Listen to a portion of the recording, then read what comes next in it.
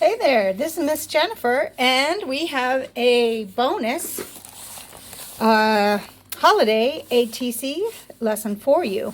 So here's some of the cards that I made in my sleeve, and we are going to do the polar bear.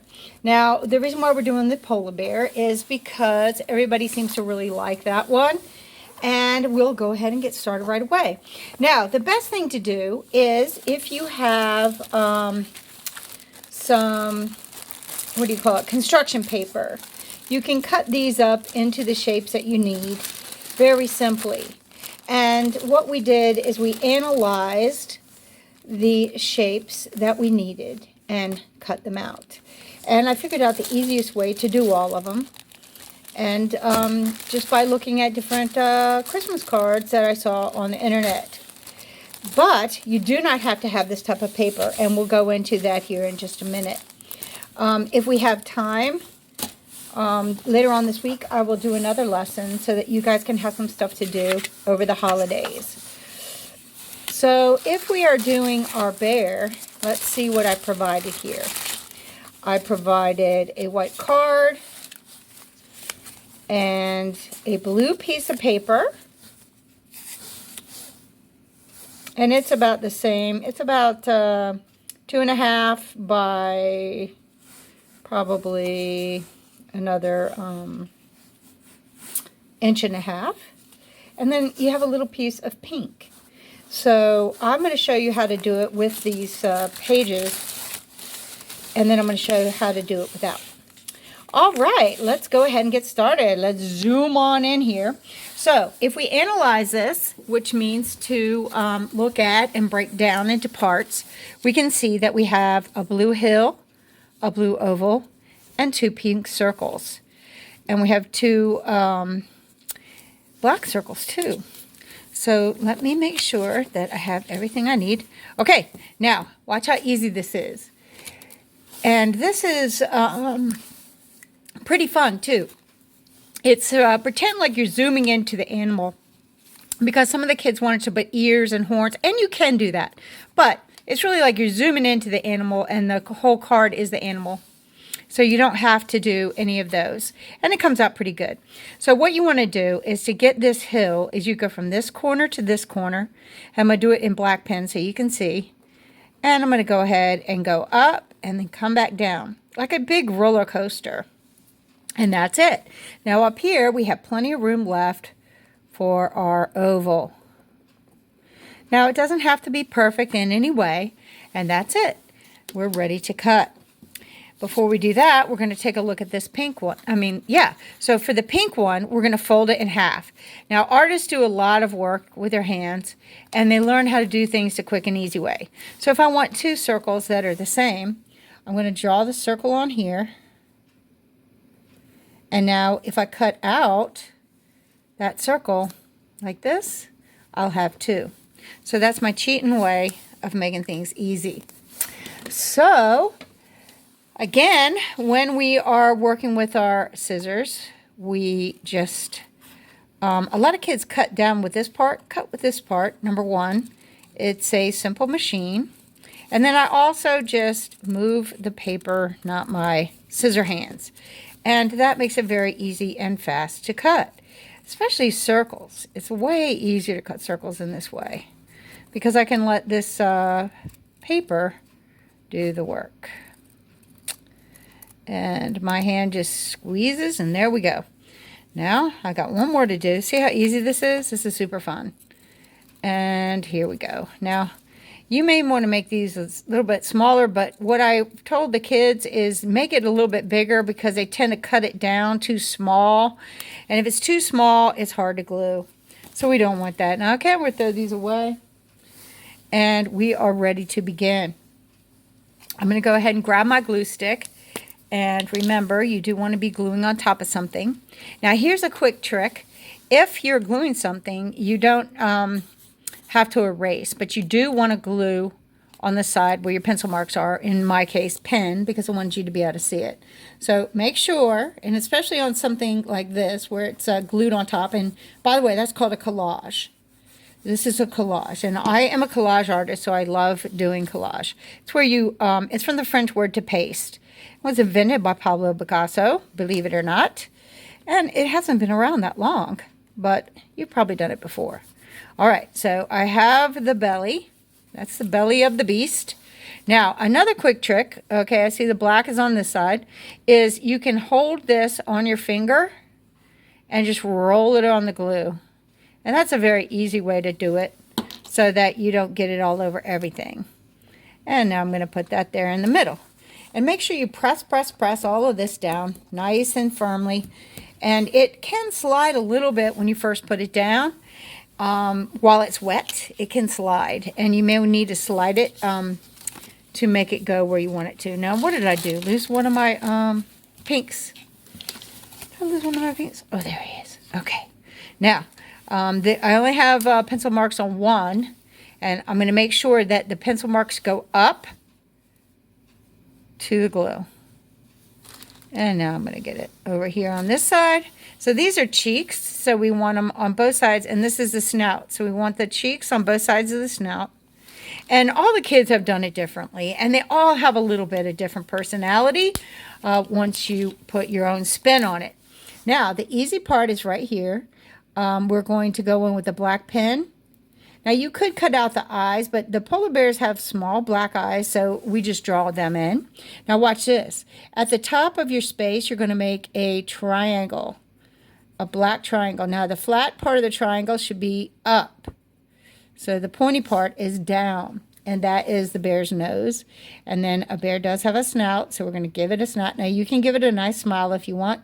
You could make it a mean polar bear, but I don't think we need to do that now. Some people put eyebrows. You can give it eyebrows if you want. Some people gave it eyelashes. That's fine too. And then here's a nice little touch. You just add some hair on the belly. And guess what? You are done. And you have a cute little polar bear. Now, it's amazing how little you actually need to make something you want. Now, since this is going so quickly, let's do another one. Let's see. Let's do this guy.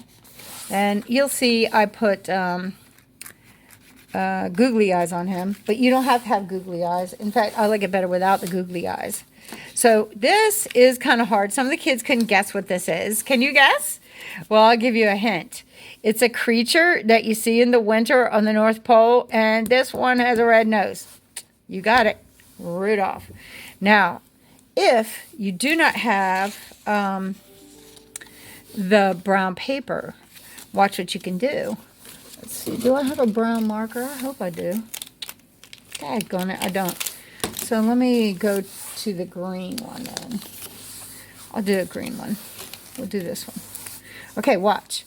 So I want to make this whole thing green. So I'm just going to take my marker and I'm going to color it. And we learned how to use the edge of our marker to give us a nice solid thick line when we're coloring. And we want to be very mindful and pay attention to what we're doing here so that we fill in the space completely, because it's supposed to just be solid. But this is just so you can see that if all you have is white paper, it's okay. Oh, and I forgot, I meant to show you this too. One thing I did not show you is how to get your card shape, but I'll do that just a second. All right. So you want to make sure you get your car completely covered. Now, for the elf, I used some yellow. Well, we're pretending like we don't have that yellow. So I'm just going to take, so you see how wide it is here? It's not that wide, about a ½ inch. So I'm just going to cut ½ inch strip. That looks like it should be big enough. And you know that your card is 2.5 by 3.5. So as long as you base everything on those measurements, it'll be perfect for your artist trading cards. And you'll get used to just kind of eyeballing it as we go along. And it was fun. Some of the students didn't like waiting for the instructions, and they analyzed it on their own and did it on their own. And sometimes they came out with different ways of doing it than I did, which is fine too, right? You don't have to do it exactly how I do it. So on this one, the easiest way to show you is to fold it into thirds like this. 1, 2, 3, like a S. See that? Fold it into thirds. And then we're going to cut 1/3 off. And now, I do recommend that you draw your circle because it's easier if you draw it. Now, these are a little bit big because, now, I probably shouldn't have, I should have done the circle on the other side because this only has yellow ones one side, but I'll try to make sure I cut it all off.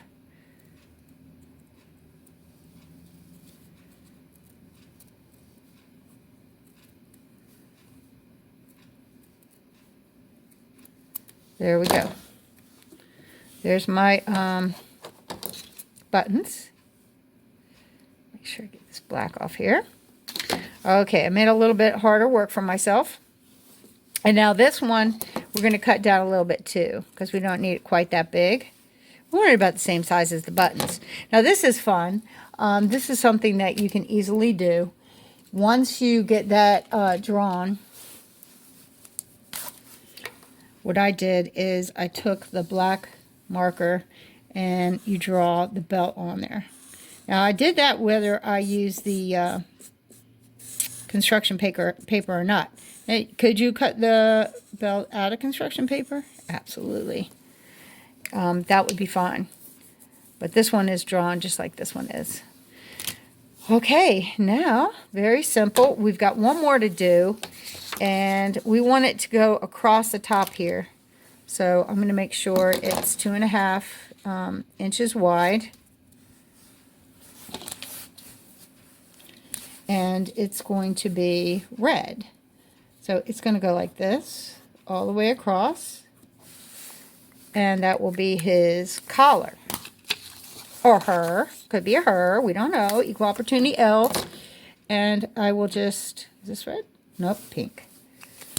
Let me get a red one. Ah, here we go. I will just color this red before I cut it. Now, some people want to cut it and then color it. But let me tell you, it's much easier to color when you have it as part of a larger piece of paper. Because you see how I can hold this? If it was a little teeny piece of paper, it would be much harder to color. So always remember, color then cut for collage anyway. And you will be happy that you did not give yourself harder work to do. And like I said, you could just cut this out of a piece of red paper if you had it. And for those of you that like to experiment, you can try this with a, you could even use red cut out of a magazine, which is really fun. Like you could go through magazines if you have one around and just cut out the colors that you want, or tear out pages like it's got a whole background color that's red, and just make your item out of that, which is what a lot of collage artists do. They use whatever they can find, and it gives for interesting results that you might not have thought of. And I'm just going to go back in and fill that little area. And we are almost there. Okay, so again, this one we're going to probably have to hold down flat. I'm going to put it on over top of this other piece of paper, and I'm going to roll it all across here, and now I'm going to go boom. And make sure I get each one of those points, because that's going to be important. And craftsmanship is how well things are made and attached. So you definitely want to try to do it the way I'm showing you, because look, I've been doing it a long time, and this is the easiest way I have found. If you find an easier way, then you can maybe share it with us someday. All right, now we have got to do our yellow one. Just put it in the middle. 2. And see, I'll roll it right on the top there. And I'm leaving a little room there because I have the belt buckle. And I had one student go all the trouble to cut out the middle of the belt buckle, which I did the first time. And I'm like, you know what? I bet you there's an easier way. You can cut the middle of that belt buckle out so that you can see the black, but then you have to make sure you've got it perfectly aligned. So what we can do is what I'm going to do right now, and that's just draw a square in the square. And that will make it look like the belt is going, like there is a hole in the belt buckle. So a lot of times, I mean, just think, every time you create art, it's an illusion. It's 2D illusion, and that's what we're doing here. Now, the elf had buttons, and so this is supposed to be the buttons. And there you go. So either way, this is super, super cute and easy to do. Now, before we roll, let me show you, if you want to cut your card, and you know you have some of these. You're like, okay, but I have some cards that Miss Jennifer sent, but how do I cut them without measuring? Well, measuring is always a good way. But say you wanted to make a background with a blue card, you would just put your card that you have right over top of it. And I'll do it in black, but you probably want to use a pencil. But I'm going to do it with this because I want you guys to be able to see what I'm doing. And then you just make sure you cover, you hold it down with one hand while you outline it with the other. Just like that. And there you have your card to cut out. Now when I go in to cut this out, I'm going to cut to the inside of the black line, because that is how big the card was. It's a little to the inside. The black line goes to the outside of the cut. Let's see if it worked. Boom. Perfect. Okay. So if you have a little flimsy piece of paper like that, then you can always glue it to the back of one of your cards. You can make more cards anytime you want. You can use poster board. You can use a stiff manila envelope. You can use anything you want. I hope you enjoyed making our elves and polar bears. And see if you can give this one a try. All you need is an oval yellow, a round red, 2 round whites, 2 round pinks, and a brown background. Have fun and happy holidays.